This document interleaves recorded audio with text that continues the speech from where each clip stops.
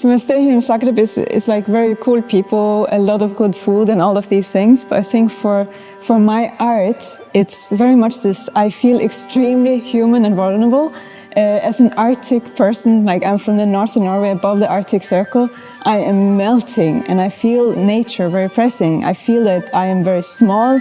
The sun is just melting me away. And that's something I really like. I think it's very good for humans to feel nature, to feel that we are small. I have to find shadow to survive. So that's actually quite fitting with how I work and how I am inspired to feel human, and I definitely do.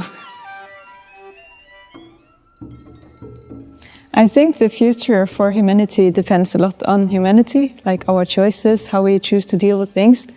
I do think there's some kind of fascinating thing into this, like the potential coming doom of humankind. And I like to explore it in my art in a more neutral way.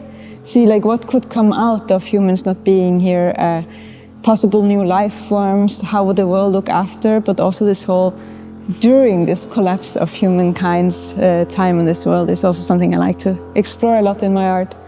And maybe with my art I can put these questions out there and I can maybe help our decision for our future. So it's not necessarily doomed, but if it is, I don't think it's necessarily a bad thing.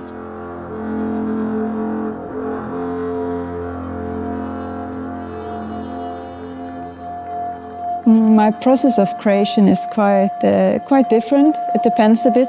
I'm kind of always collecting ideas, color schemes, structures, textures, thematic stories. And then, of course, also I can be very colored by a specific occasion, specific location. I find this Museum of Broken Relationships such a cool thing. It's like it's so human, so tender, so real, so filterless.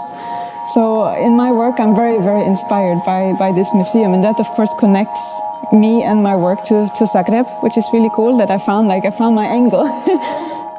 The right idea at the right time at the right place. It's like all a mixture of things. But I do really like to somehow connect it to my storyline. So it's colored by me and my view and telling in some ways my story.